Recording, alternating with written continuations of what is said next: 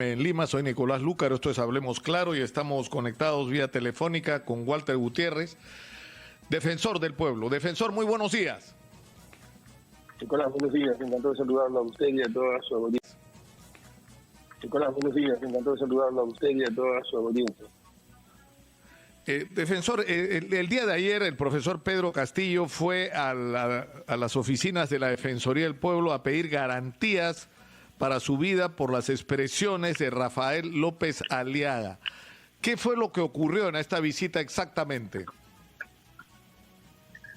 Nicolás, si me permite, antes, apenas unos breves minutos, quisiera informar que el día de ayer hemos sacado un comunicado en relación a la necesidad, a la urgencia de que haya un debate público entre los candidatos, porque consideramos desde la Defensoría del Pueblo que uno de los grandes problemas que tenemos es justamente la ausencia de este debate público, la carencia de este debate público liderado y protagonizado por los políticos sobre los principales temas que nos afectan a todos y que van a afectar nuestra vida en los próximos 5 años. Yo diría que es algo que necesitamos con mucha urgencia. Ya lo dijimos hace 2 o 3 años en un informe que se llama el valor del diálogo, sobre lo importante que es el debate, el diálogo, porque es la forma de entender, de descubrir qué es lo que piensan los políticos, las autoridades, qué quieren para el país. Tenemos que comprender el valor del debate democrático, el valor del intercambio de ideas. Y cuando decimos esto desde la Defensoría del Pueblo, no nos referimos a un debate que sea negociado, un debate donde los propios candidatos pongan las reglas de juego, sino un debate donde se aborden los temas centrales que les interesa al país, como salud, educación, infraestructura, cómo vamos a reconstruir el país, cómo vamos a cerrar las desigualdades, cómo vamos a volver a mejorar nuestro estándar en lo que es lucha contra la pobreza, es decir, los grandes desafíos.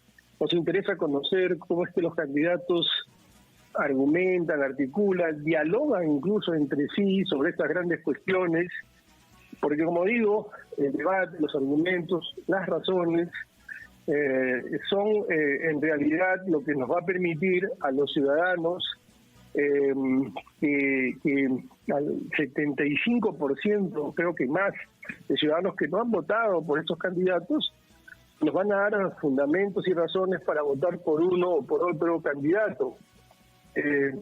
No es posible, en suma, que los políticos se distancien del debate democrático. Esto es lo que nos ha pasado, Nicolás, en los últimos 5 años. Las autoridades no han dialogado, las autoridades no están acostumbrados a someterse al debate público y han incumplido un mandato constitucional que es el deber de cooperación entre los poderes, me refiero a los poderes políticos, entre el Congreso y el Ejecutivo. Si no queremos que nos pase eso, la Defensoría plantea que deberían hacerse 3 cosas. 1, está muy bien que se suscriban estos compromisos, estas declaraciones, donde los candidatos empeñan su palabra, pero desafortunadamente la historia nos ha demostrado que estas declaraciones, estos compromisos, al día siguiente van perdiendo fuerza, y por eso es importante también, como segundo paso, el debate, para poder de alguna manera conocer, como digo, los argumentos y el contraste con la realidad respecto de cada propuesta.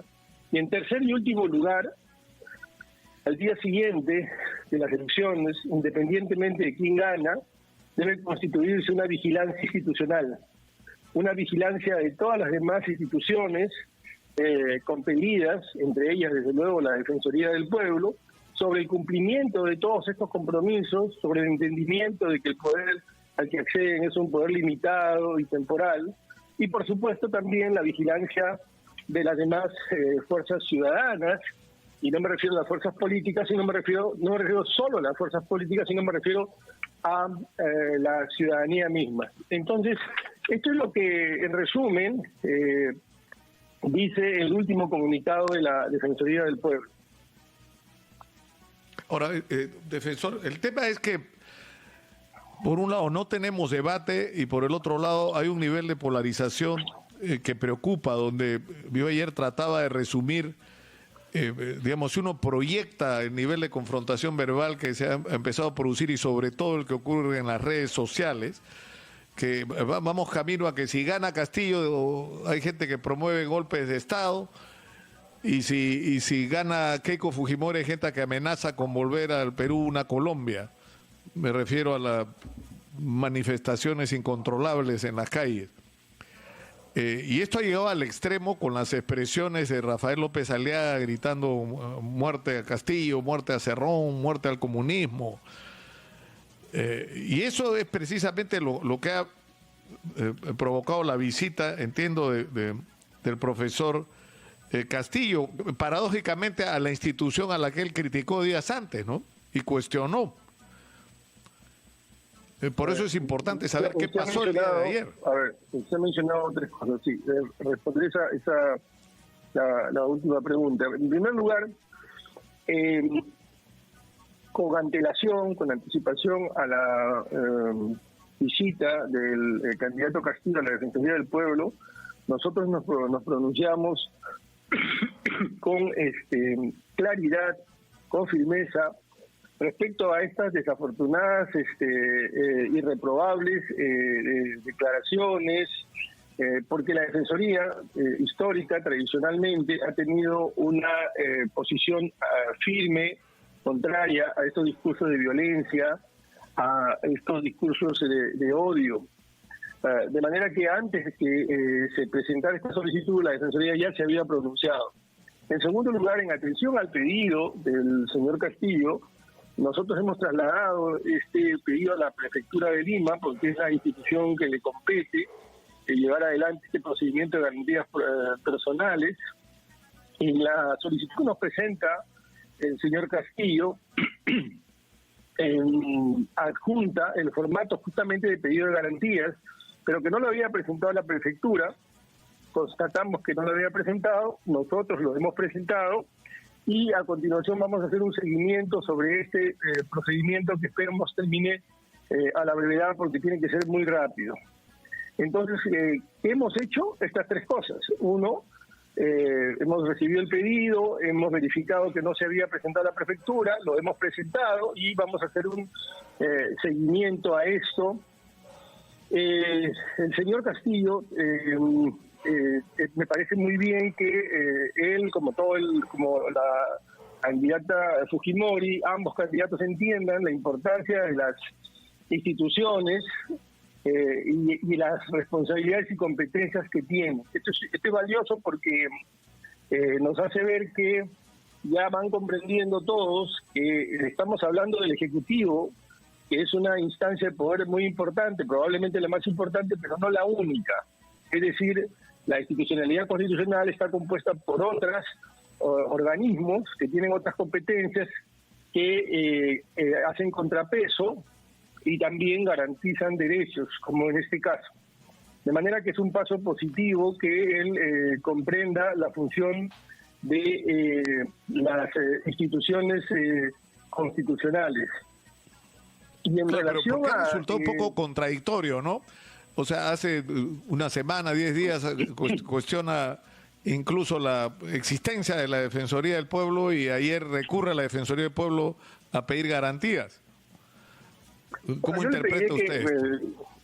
Nicolás, yo le pediré que usted me exonere responder esa pregunta, dado que yo tengo que cumplir una regla, que es la regla de la neutralidad, y esto, una declaración de mi parte, pudiera interpretarse en algún sentido en un marco en un contexto de contienda electoral. Sin embargo, no quiero dejar de responder la parte de su pregunta anterior, cuando usted decía la polarización que se ha desarrollado, que se viene desarrollando en el país.